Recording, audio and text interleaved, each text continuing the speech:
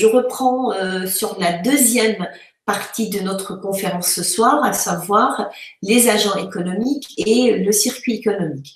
Et pour traiter cette partie, je vais la décliner en 3 points. Là, dans un premier temps, on va essayer de définir les choses et après, on va travailler sur qu'est-ce qu'un agent économique, quelles sont leurs caractéristiques et surtout aussi, qu'est-ce qu'un circuit économique. Vous allez voir que l'un est étroitement lié à l'autre. Pour commencer, la définition. Une unité économique, c'est-à-dire un agent économique, qu'est-ce que c'est?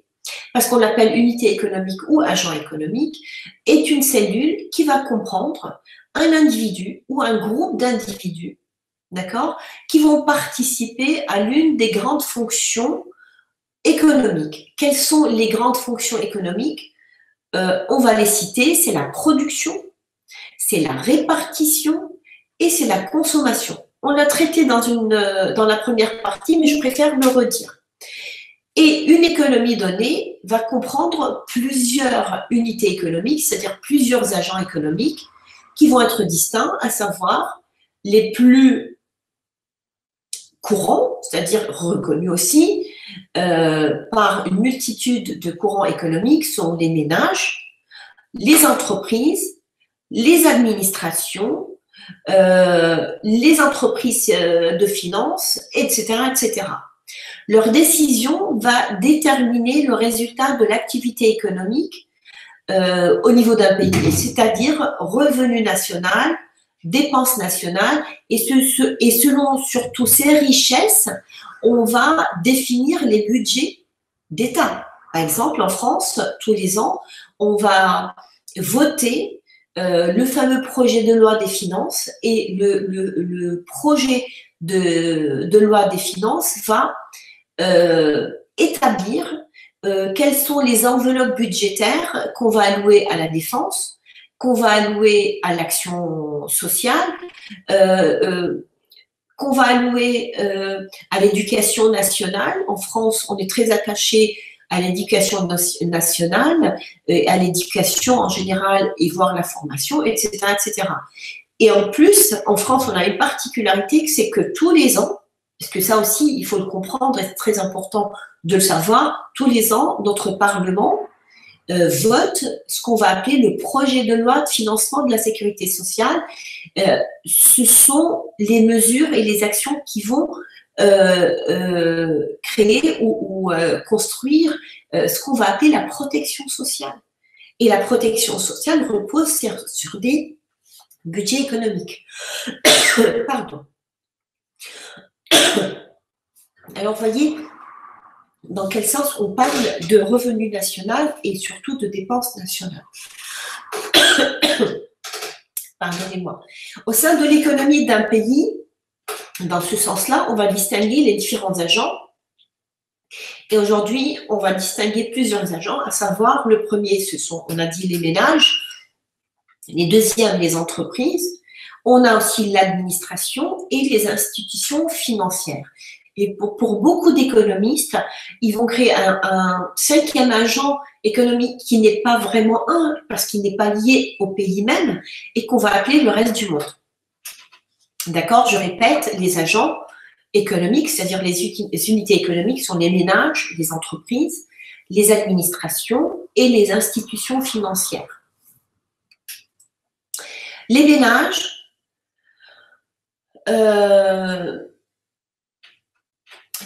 qu'est-ce qu'un ménage? Un ménage est composé d'un individu ou d'un groupe d'individus qui vont vivre sous le même toit, d'accord, et qui vont constituer un centre de décision économique. Et ce centre de décision économique, il est indépendant, d'accord? C'est ce qu'on va appeler autrement le foyer fiscal. D'accord? Vous voyez, il y a toujours un lien étroit entre souvent l'économie et la matière juridique. La fonction principale des ménages, c'est la consommation. C'est pour ça qu'on a plein d'études économiques qui vont porter sur la consommation, l'orientation de la consommation sur le panier moyen, etc., etc.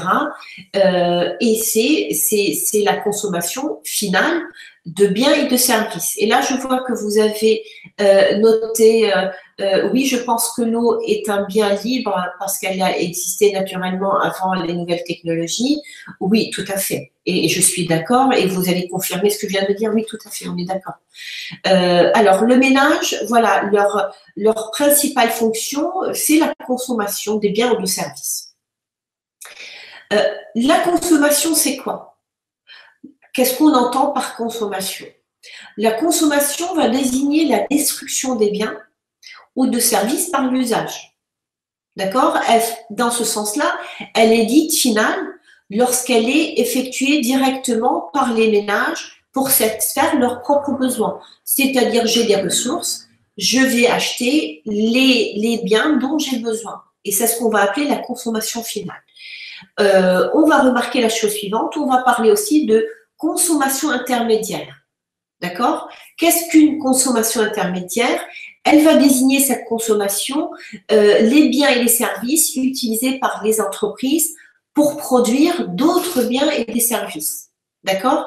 Et là, de cette manière, on fait la distinction entre la consommation finale, c'est quand on achète des produits finis, et la consommation intermédiaire, quand on achète des produits ou matières premières ou des produits semi-finis pour produire un produit final.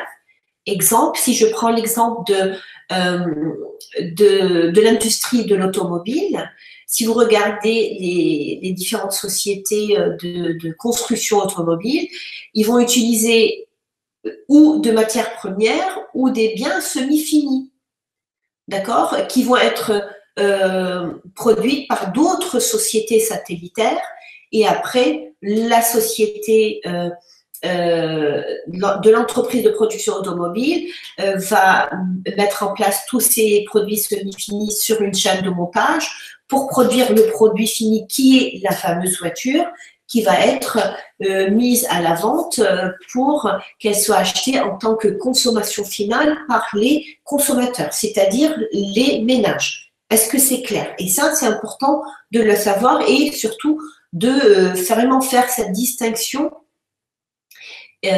entre la consommation finale et la consommation intermédiaire.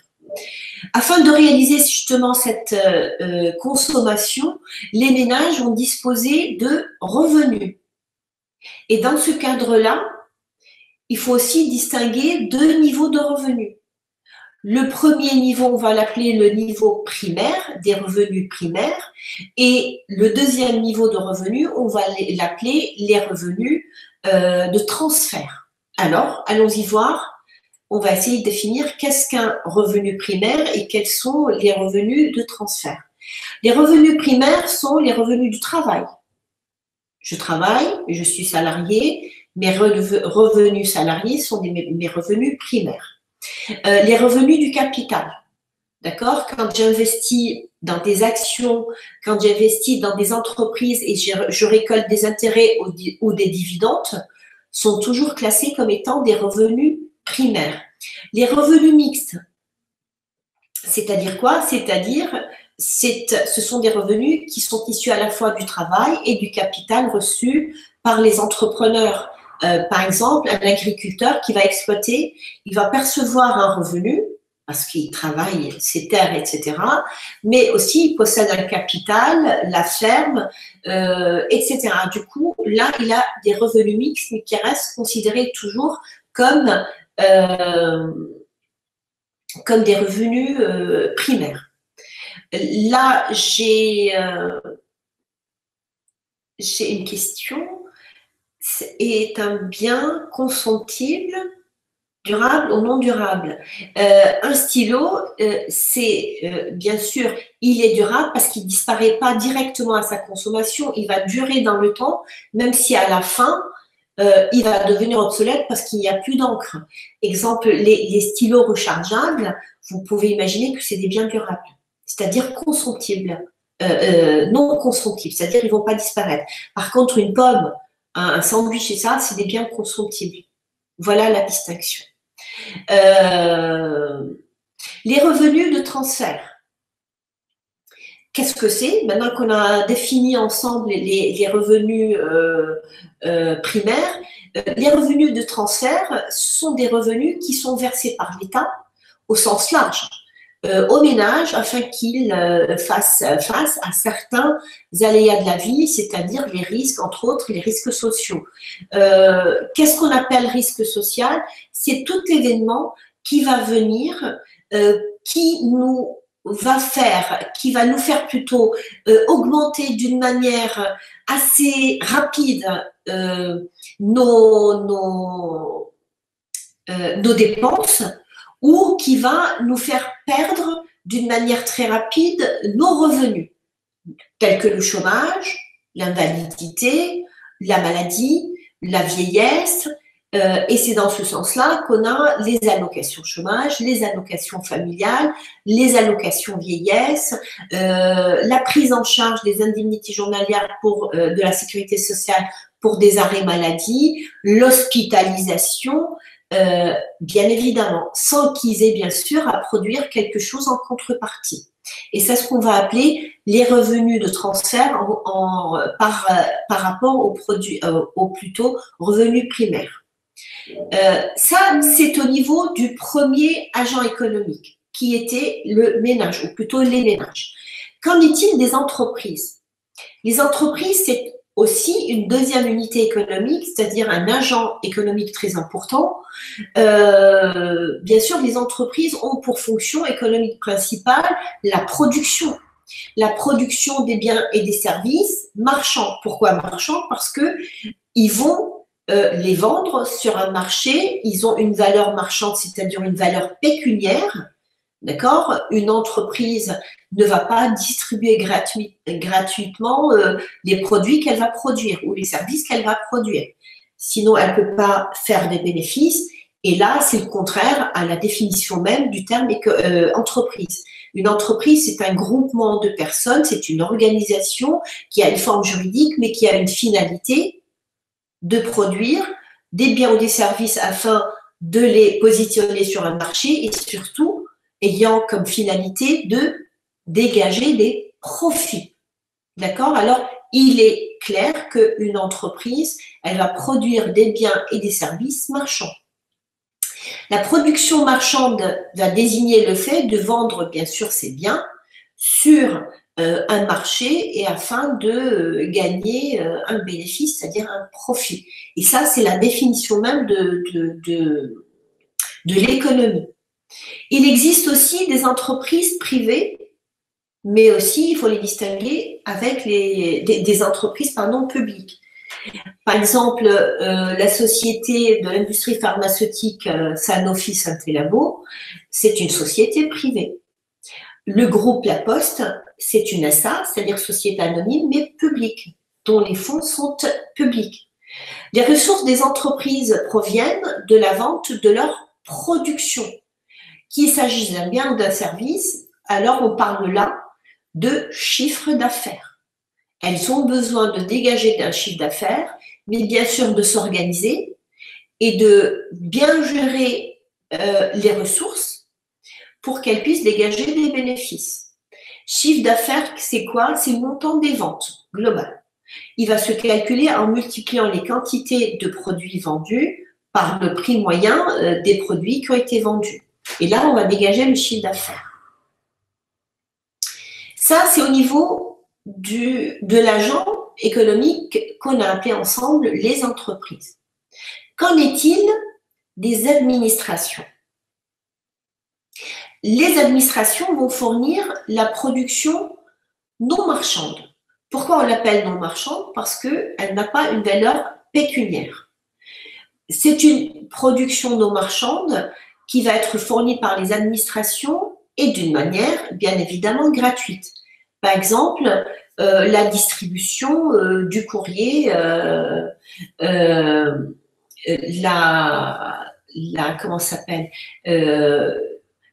la distribution de courrier tous les jours, et bien sûr d'autres exemples au niveau de l'administration. Par exemple, c'est vrai que souvent on va participer aux frais administratifs, mais c'est pas un réel produit marchand par rapport au produit qui a été livré par l'administration. Toute l'action sociale, elle est basée aussi sur la base, tous les services des assistants des services sociaux, etc., etc. Alors, vous voyez, il s'agit d'administrations qui vont mettre en place des services, mais à titre gratuit. Alors, l'administration publique, c'est comment ça s'appelle? C'est en France surtout, parce que là, c'est intéressant, on a une administration très particulière qui va répondre à nos besoins, à nos valeurs, à notre politique de solidarité, etc., etc.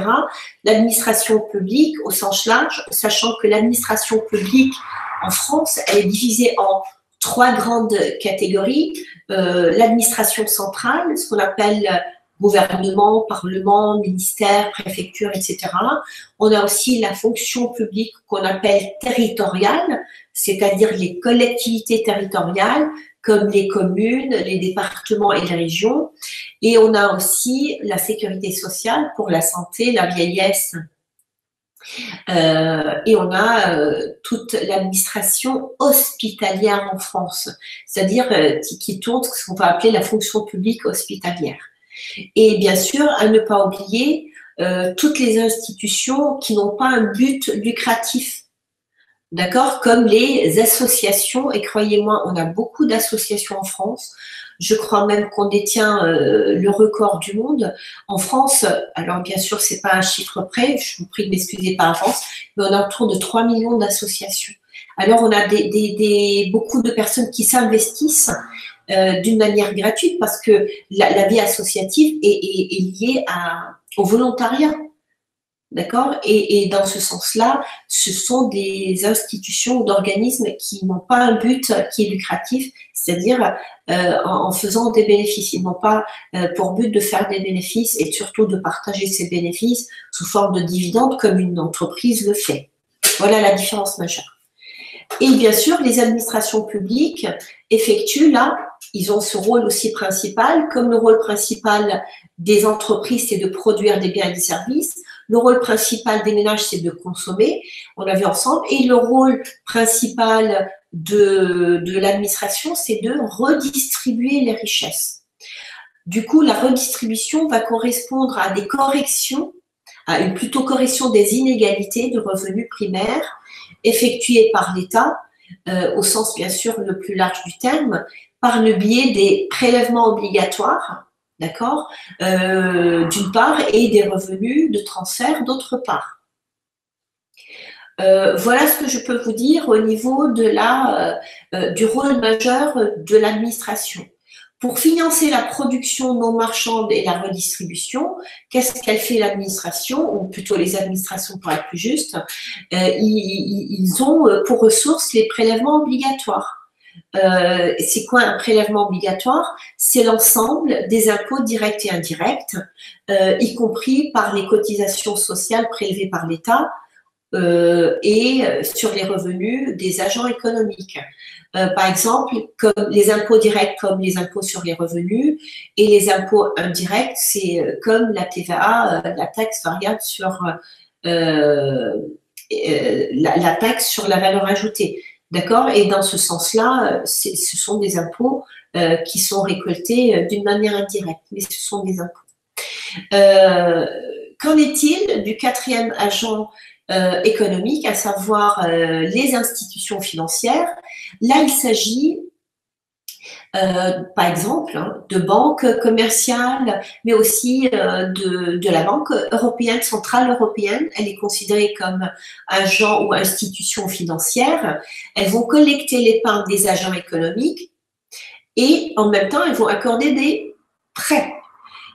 L'épargne, c'est quoi? C'est toute cette partie qu'un agent économique ne va pas consommer. C'est-à-dire, c'est quoi une épargne? Ce sont les revenus moins les consommations. Tout ce qu'on ne consomme pas et pour lequel on ne paye pas pour consommer, on va essayer d'épargner. sachant qu'en France, on a une culture très importante et très ancrée de l'épargne. Les institutions financières, en plus, elles ont également pour rôle de créer et de faire circuler la monnaie, bien sûr à travers les crédits, etc., etc.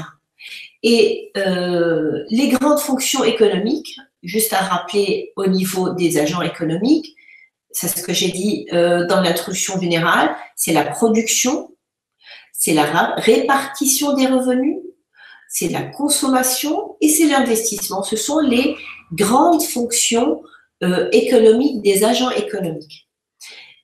Et là, qu'en est-il d'un circuit économique? Qu'est-ce qu'on appelle un circuit économique?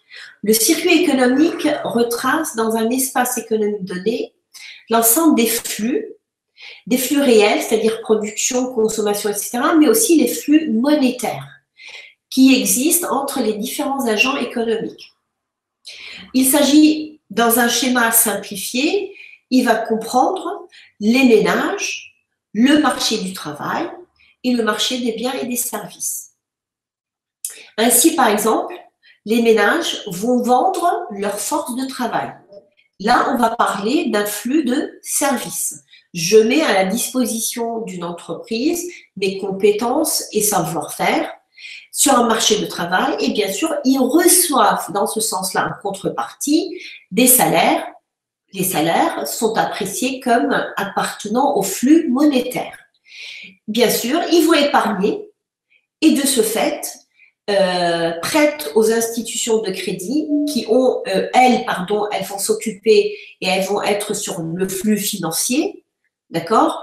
De même qu'ils vont emprunter après aux organismes, c'est-à-dire les flux financiers, les entreprises ou plutôt les institutions de crédit, ils financent, mais bien sûr, ils vont garder l'épargne, ils font le faire fructifier, mais en même temps, ils peuvent prêter aux ménages, aux entreprises et aux autres agents économiques. Sachant que souvent on méconnaît, mais l'administration, elle emprunte aussi. Hein, c'est pas que les ménages et les entreprises. Les ménages payent des impôts, bien sûr, bénéficient des services de l'administration. Les ménages achètent sur un marché des biens et des services, bien sûr, ce dont ils ont besoin. Cela va donner lieu à des flux réels et des flux monétaires. Et par l'ensemble de ces flux, c'est-à-dire l'interaction entre ces différents flux, on va appeler cela le circuit économique. Là, bien sûr, je vous ai parlé du circuit simplifié, mais vous pouvez imaginer les circuits les plus complexes. Et croyez-moi, plus les besoins augmentent, plus on a besoin de produire, plus on va chercher à vraiment répondre à des besoins du marché et plus le circuit économique devient assez complexe. Voilà au niveau du circuit économique, je crois. Je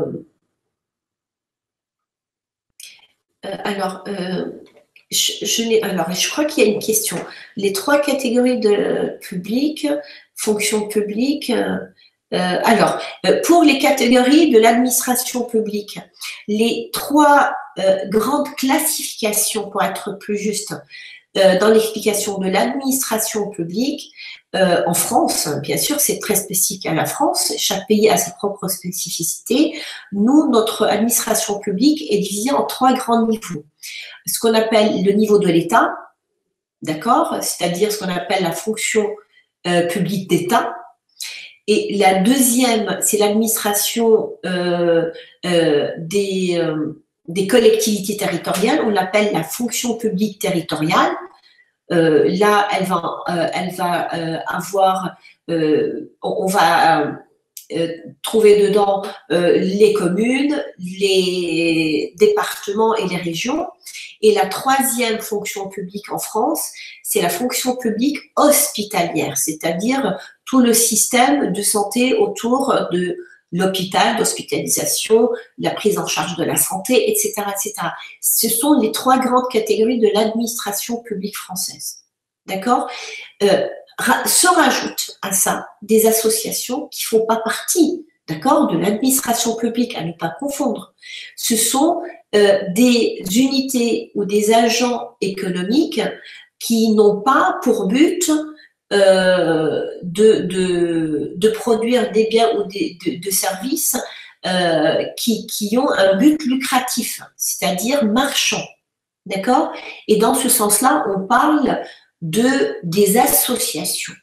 D'accord? À ne pas confondre administration publique et associations qui ne sont pas des administrations publiques. Et si vous regardez le rôle en tant qu'agent économique, c'est un rôle qui est primordial aujourd'hui en France et très complémentaire par rapport à l'administration publique. Voilà, j'espère que j'ai réussi à répondre à votre question. J'avais, je crois, une autre question. Est-ce que ces associations fonctionnent comme des syndicats ou c'est juste qu'on appelle syndicats, revendicateurs, etc. Alors oui, les associations, si vous regardez de près la forme juridique des syndicats, c'est une forme, je peux me permettre, c'est vraiment entre guillemets de les appeler forme hybride associative. Les syndicats, pareil, ils vont agir comme une association qui a un but non lucratif et qui va bien sûr produire des services, voire des biens à but non lucratif, et les syndicats ont un rôle très important. Les syndicats des salariés, c'est pour défendre les intérêts des salariés. On a les syndicats des entreprises, c'est-à-dire du patronat, et qui vont défendre les intérêts des entreprises. Alors oui, le syndicat, il a une forme très proche de la forme juridique de l'association, mais ce n'est pas réellement une association. C'est vraiment une forme juridique hybride, mais elle va agir vraiment de la même manière qu'une association agisse. Et là-dessus, oui, je peux vous le dire ainsi. Oui, je crois que j'ai répondu aux questions. Alors, avant de se quitter, j'aimerais bien qu'on puisse travailler ensemble un QCM pour un petit peu élaborer et stabiliser tout ce qui a été dit au niveau des agents et du circuit économique.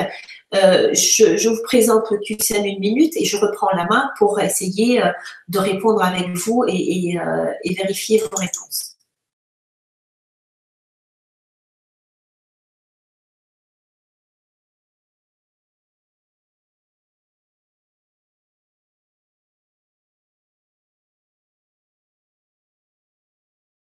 Voilà, je vois que vous avez commencé à répondre, c'est parfait. Alors, pour revenir sur la première question, elle était la suivante. Les ménages, les entreprises, les administrations sont considérés comme étant des agents économiques.